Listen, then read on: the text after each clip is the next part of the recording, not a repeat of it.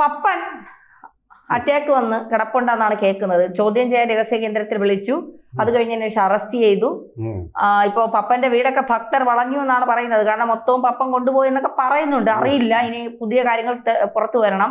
ഇതിന്റെ ഇടയിൽ കൂടെ കടകംപള്ളിയും ചോദ്യം ചെയ്യാൻ വിളിപ്പിക്കുമെന്നാണ് കേൾക്കുന്നത്. കാരണം കടകംപള്ളി തന്നെ പറഞ്ഞിട്ടുണ്ട് 2019 എന്റെ സമയത്താണ് ഏറ്റവും കൂടുതൽ കളവ് നടന്നിട്ടുള്ളതെന്ന്. അപ്പൊ എന്തായാലും വൃശ്ചികം തുടങ്ങി അയ്യപ്പൻ പണി കൊടുത്തു. CPM തെരഞ്ഞെടുപ്പിനെ മുന്നിൽ കണ്ട് നിൽക്കുന്ന CPM ഗോവിന്ദമാഷൊക്കെ പറയുന്നു എന്ത് വേണം ആയിക്കോട്ടെ, അതൊന്നും ഞങ്ങളുടെ വിഷയമല്ല, ആരെ വേണം അറസ്റ്റ് ചെയ്തുകൊണ്ട് പൊക്കോട്ടെ, ഇതൊന്നും CPM ബാധിക്കില്ല, CPM ഈ സ്വർണ്ണക്കൊള്ളയിൽ ഒരു പങ്കുമില്ല.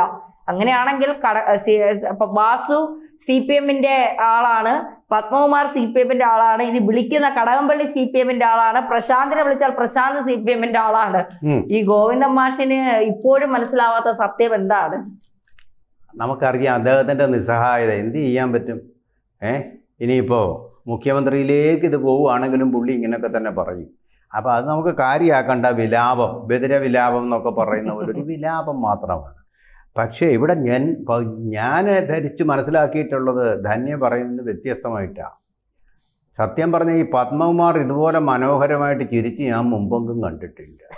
അറസ്റ്റ് ചെയ്തതിന് ശേഷം പത്രക്കാരെ കണ്ടപ്പോൾ പത്മകുമാർ അല്ലേ, പത്മദളങ്ങൾ ഇങ്ങനെ വിടരുന്നത് പോലെ അല്ലയോ ചിരിച്ചു കാണിച്ചു. ഇത്രയും മനോഹരമായിട്ടുള്ളൊരു ചിരി ഞാൻ കണ്ടിട്ടില്ല. സാർ, എനിക്ക് അത് തോന്നുന്നത് നീ പൊക്കോടാ ഞങ്ങൾ രക്ഷപ്പെടുത്താ എന്ന് പറഞ്ഞായിരിക്കും വിട്ടത്. പാവത്തിന് അറിയില്ലല്ലോ സാർ രക്ഷപ്പെടുത്തില്ല എന്നുള്ളത്.